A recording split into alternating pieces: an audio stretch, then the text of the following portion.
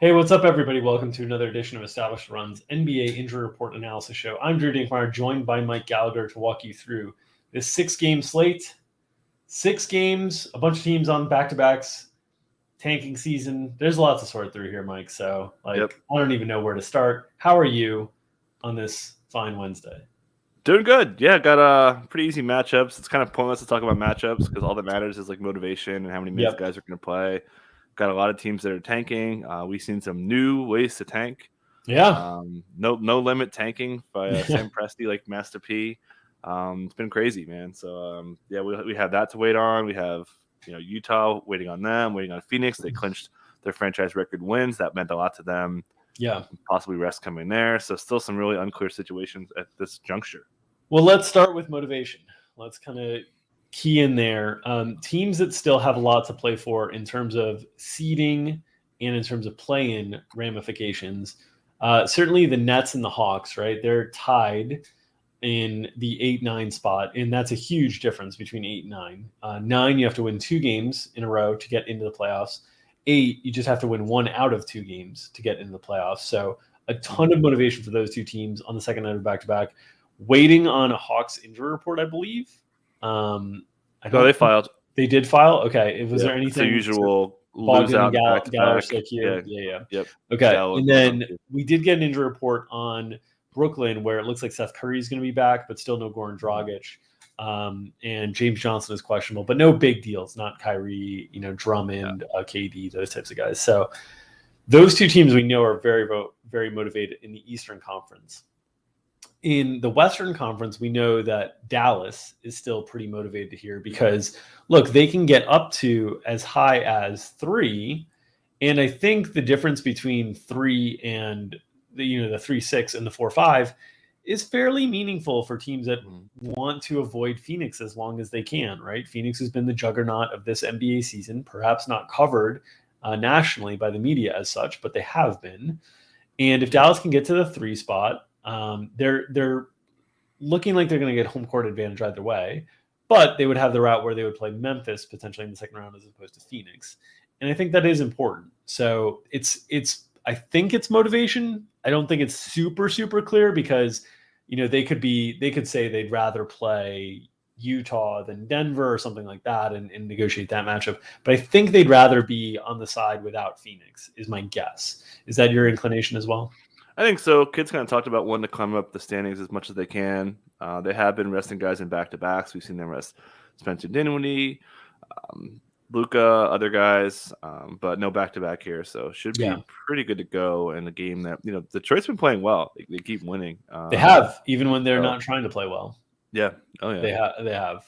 They have not been doing tanking very well. In terms of teams that have a little to play for, but it's unclear, Utah really – big night for them last night. They get the win against the Grizz in overtime. Tough Dirty. COVID for the plus 5.5. That one hurt. I'll be honest. That one hurt. That one's bad. The overtime cover for the underdog not coming through is always a bad beat. But Denver also just laid a total egg against San Antonio. And so now Utah is up half a game in the loss column, but they also have the tiebreaker on Denver. So they're really in great position here to be kind of locked into the 5. Technically, I'm sure, there's like some scenarios where they could still fall to 6, but it's pretty limited. So I think they have a little bit to play for here, but we'll see. Certainly they haven't played Mike Conley on back-to-backs at different points this year. And the matchup with Oklahoma City is they still have Oklahoma City and Portland on the schedule. They have routes here that they don't really need to do a lot. So we could see some stuff with Utah. The Celtics, play the Bulls. And the Celtics and Bulls both have maybe a little to play for, you could say. Like the Bulls are in a position now where they're basically locked into the 6th seed. Like they could climb to 5th, but I don't think that's really going to happen. So, they're on the second night of back-to-back. They didn't play Levine yesterday. I was very surprised to see Levine probable. Caruso has been listed doubtful. We could see something there with the Bulls. And I know you had comments from Billy Donovan that suggested that might be the case as well. Yeah, I was shocked to see Caruso wasn't on the injury report at first, and then they added him. That was a mistake because Billy Donovan said they're going to basically talk to all the guys, see how they're doing health-wise, and if they need a game off, they're going to sit them. So we saw a lot of probable tags for guys, which is odd. I was expecting more Q tags, namely from DeMar DeRozan. We saw him miss a game for a groin injury. This is the same groin he tore in 2015. We know Levine's been playing through stuff. So yeah, I think we take him at their word for sure on the non-Caruso stuff. But yeah, Caruso's definitely sitting. He's been limited to 28 minutes per game because he's had lingering back spasms. So I expect Caruso to have pretty hard caps really the rest of the way. Yeah. The big question will obviously be DeRozan and Vooch if those guys get limited at all, because if you remove Caruso, you get more minutes for Io, for Kobe and stuff, but their upside really comes in if you start to remove the big usage guys. And so we'll see if there's anything with DeRozan or Vooch there. Vooch was just dreadful last night. 3 for 19 from the field for a center is remarkable. The Celtics have a little bit to play for. This one is a little bit confusing for a number of reasons, right? You can see Boston, Milwaukee, and Philadelphia all tied at 49 and 30 there. They're still 2.5 games behind the Heat, probably not catching the Heat for the 1 seed. So it really comes down to like, where do you want to be playoff position between 2, 3, 4? And I think it's very confusing because now you've got Brooklyn back up to the A spot, which means if they're in the A spot, they could end up in the 7th spot if they win, which means you probably don't want to see them if you're the 2.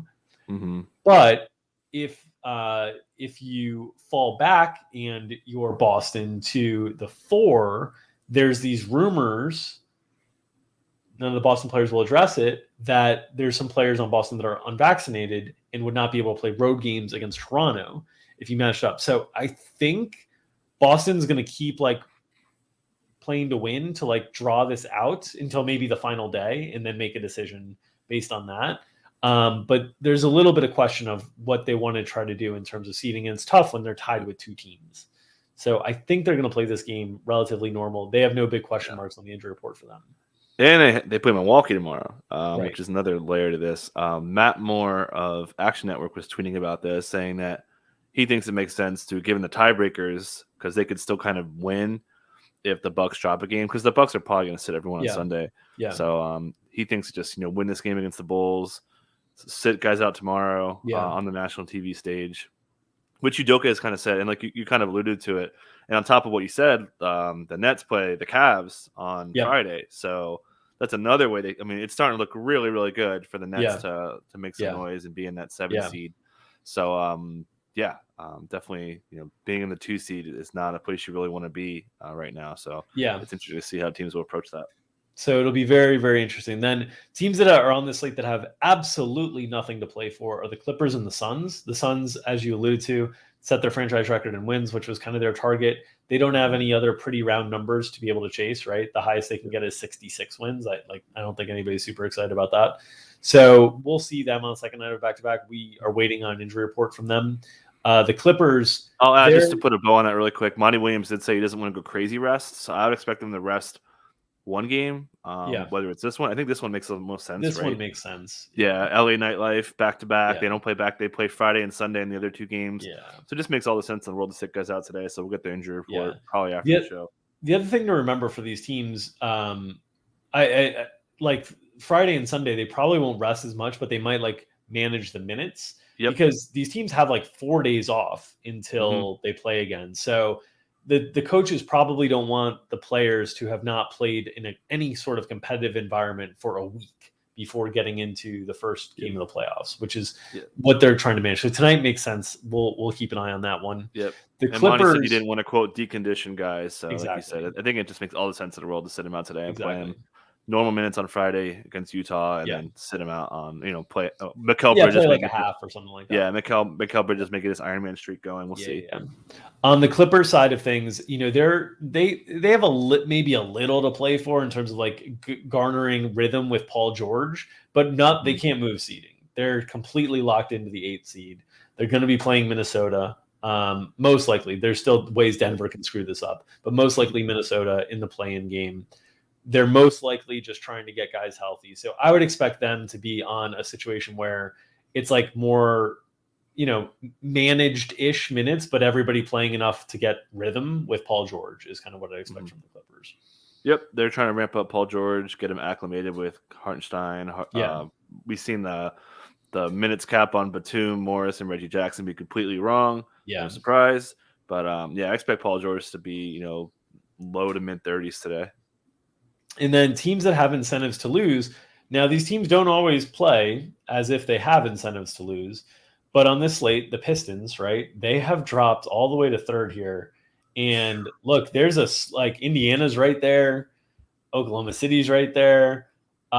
They have really, by winning 3 in a row here, put themselves in jeopardy potentially of losing some lotto balls. Mm-hmm. So they don't have much to play for. The Knicks, you can see they're in a group with Washington and New Orleans, and right there, San Antonio is right above them. That you can move up a little bit in that San Antonio spot, that 9th spot. You see that it's twice the percentage points, right? Yeah, it's 10% versus 20% of his top 4 overall pick. So they have a lot of incentive to lose. The Knicks just don't play that way. Thibodeau is just going to play every game to win. So I don't think you have to worry about with the Knicks. The Wizards, second night of back-to-back, very unexpected win last night in Minnesota. Mm-hmm. We'll see how they handle things. You mentioned there were some coaching comments around how their approach might change tonight. Yeah, Wes Unseld said they're thinking about it. They're talking to their guys. Let me get the specific on that one. But yeah, he definitely at the end of it made it seem like they had some sort of plan. He said that basically just said that guys have been playing a lot of minutes lately because they've been playing pretty close games. So definitely, despite the injury report being pretty quiet, that's something I definitely want to watch in the back-to-back. Yeah, and then the other team that doesn't have anything to play for, the Thunder, or incentive to lose, I should say, the Thunder, who are going to every ends of the earth to try to lose games right now, and they've won 2 in a row. They are literally signing players off the street and playing them 40 minutes who have never played together. And these guys are winning. It's like the bad news. Man. It's like Major League. It's like the bad news bears. Whatever you want to say. Like it's out of control. But you see last night, 5 players above 40 minutes. Lindy Waters played 4 minutes, was a +5, and they're like, "No, that's too much. You're out of here." Yeah, I mean, my God, Olivier Sarr. Look at this. Sits out for 4 minutes and just plays the rest of the stint. I mean, just completely bananas, man. Yeah, they're signing. Look at Xavier Simpson. Xavier Simpson, who, by the way, if you haven't seen Xavier Simpson play, the dude's got a hook shot. Yeah. He's got a sky hook. He's like a 6'1" guard with a sky hook. It's crazy. It's totally nuts. I should add that Georgios Kalakzakis, sorry, Claff, if I messed the Greek pronunciation up, he got hurt late in this game, and actually Mark Daigneault was asked about, hey, do you think playing those guys too many minutes is bad for their health? And he said, yeah, I mean, he got the approval to do so, we'll see. There's something, and also just going to, I talked about this on 3Ball, I listened to all the Daigneault stuff I could, and it sounds like this is going to be Jalen Horde's time to shine. Worth mentioning, too, that Jalen Horde played center in the G League. He's obviously not really a center size, but more like there's Isaiah Roby. He was a power forward kind of before they played them. So this could be affecting Roby, who, man, Roby's been 2 huge wins off the Blazers. Those are wins that Sam Presti probably hates right now. So we could see Roby get put in the doghouse for playing too well. Yeah, it'll be interesting to see with Oklahoma City. I think at this point in the year, the notes are wait to see if they sign more people, wait to see what the starting lineups are, adjust off that. Basically, last night, once we saw the starting lineups, we moved to pretty heavy minutes on these main guys because we had seen it happen with Jalen Horde before. Yep. And, we had a Pokuševski under yesterday that got voided, but we were speculating that something like this could happen. Mm-hmm. Yeah, we were. I mean, honestly, I was pretty confident in it that this is going to happen once we saw the starting lineups. And even before, I was like, they're going to sit some. Because, I mean, that and so another thing, too, to think about, they're playing Utah, right? Good team, right? What happened with Phoenix? Phoenix was supposed to smash them. They were 18-point dogs before the line changed. And they come out with a win. So, I mean, it could be crazy. They might sign the person that hit the half-court shot yesterday and play that person. Yeah. So whatever the starting lineups. And there's a lot of really, really good value that can be had. I mean, Horde beat Giannis yesterday. He was slate breaker, man. So the guy's been crazy good. The old maxim, copyright Al Smizl, Al Zeidenfeld, the minutes equal money in the NBA is very true when you can play 45. Yeah. 45 minutes is a lot of minutes. And there's a lot of crazy, man. Stats, 24 and 21. Just for a guy Yeah. that has, no rates. We've seen him play in the league for 3 years, kind of Yeah. spotty. Yeah. And my God, just goes completely ham. It's crazy. So, all right, let's get into the individual injury situations, questionable tags on this slate. For the Knicks, Miles McBride and Quinton Grimes are both questionable. I do think this has subtle impacts just in terms of the number of the bodies that the Knicks have. But I think one thing that was very telling about the Knicks was this last game against Orlando. They were up by 30 or 40 at some point in the third quarter.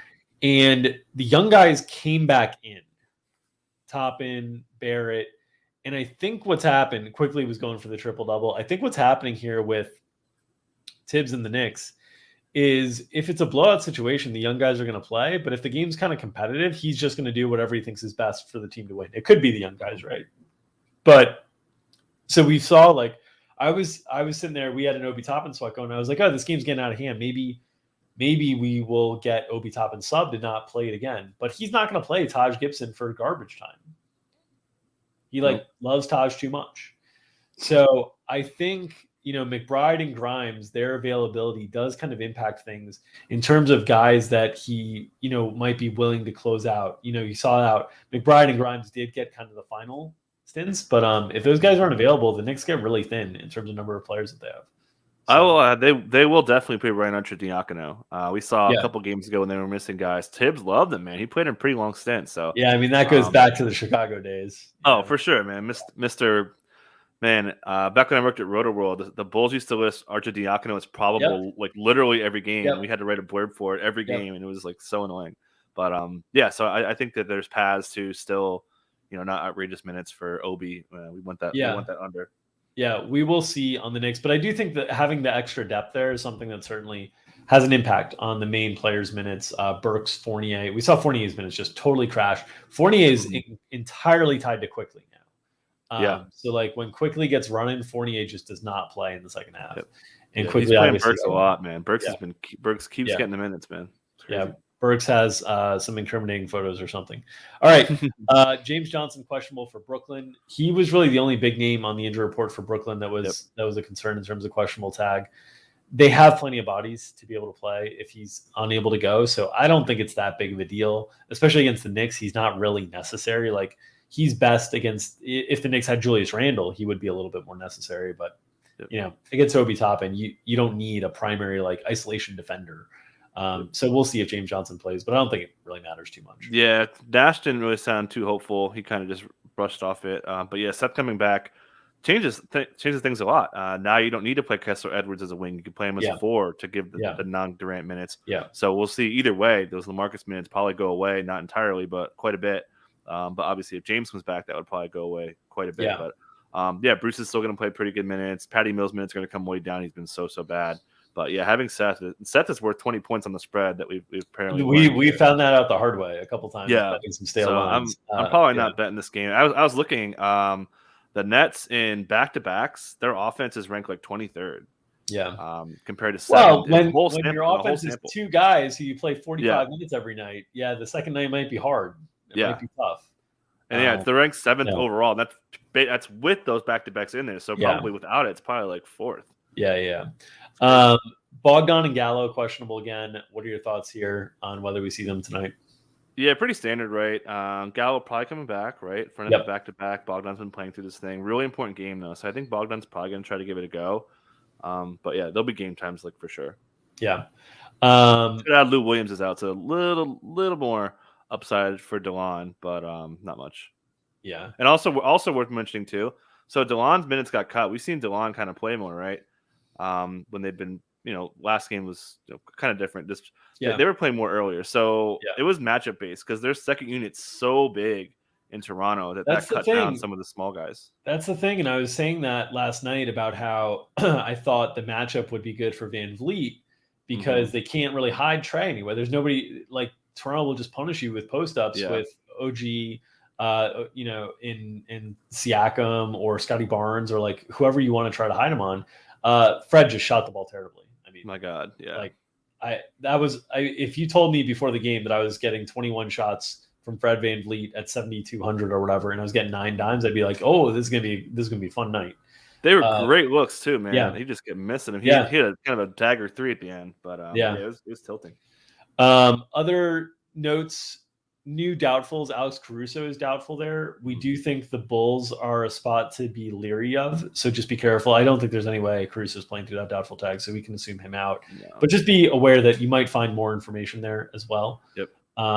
While the Grizz overtime cover did not come through, Bucks minus 4.5 was never a sweat last night. So shout out to the Bulls for continuing to be the most overrated team in the league. Yep. All right, Saban Lee is back for Detroit. That does give them more ammunition to do weird things, but Cade is also not listed on the injury report. Mm-hmm. So what are your expectations for Detroit tonight? We saw they basically played Sadiq like low 20s minutes. Sadiq came out, and if you bet like Sadiq unders, because they were very full priced, those were good bets that you got hammered on because the dude just shot 80% from three. That's what happened to me. But he only played 23 minutes. So I'm guessing that, again, Killian got cut down, which was really surprising because they didn't have Saban. They didn't have Corey Joseph. They didn't have Cade. I was shocked that Killian got cut down. Yeah. So what are your expectations? Like, you thinking like low 20s minutes for like Bay, Cade, Stu, and then does Killian get cut down again? I don't think Killian gets cut down again. We'll see. But it maybe depends on how the game's going, right? Like if they're getting wrecked early, maybe he comes back out there. But Casey talked about it. He was like, he almost sounded like he felt bad because he's like, Bay could have probably gone for 50, but I had to cut his minutes down again. Yeah. So because they're playing the younger guys according to him. So I'm sure Casey does feel bad because these are directives from the front office, right? Like Casey's always been a pretty good players coach. Yep. And so like I'm sure he does like hate this. But yeah, Carson Edwards was signed off the street, played 31 minutes. Yep. Oh yeah, that literally that day I was that day I was literally checking because they played in Salt Lake, right? And I was looking for Salt Lake Indy flights, and I was like, oh, he's probably on that one. Like this is how bad it gets this time of year. Like things we do to try to figure out who's playing. It's just flight trackers. That's our injury information now. Yeah. All right. So we're still waiting on Oklahoma City, Utah, Phoenix.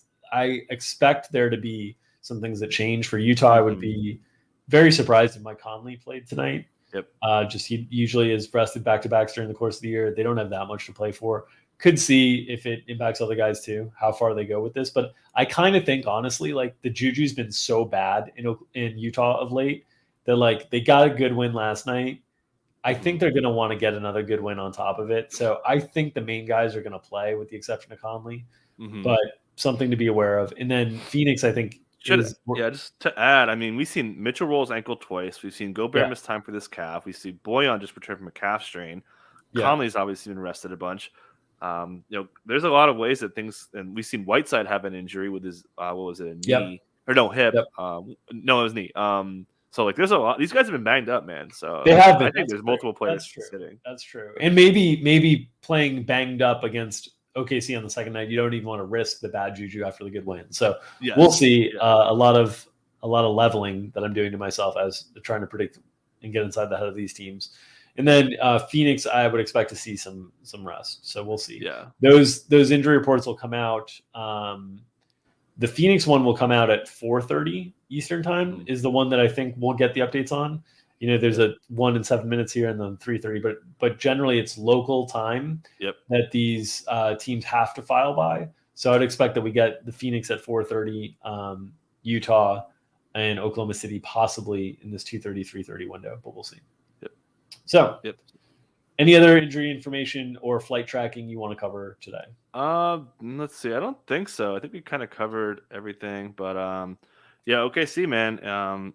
It's going to be the thing. Mark Daigneault said it's going to be twofold on resting guys and playing these guys minutes on these 10 days. So I definitely think that Zaire starts again. I definitely think if Georgios is healthy, he's starting again. I think Horde's starting again.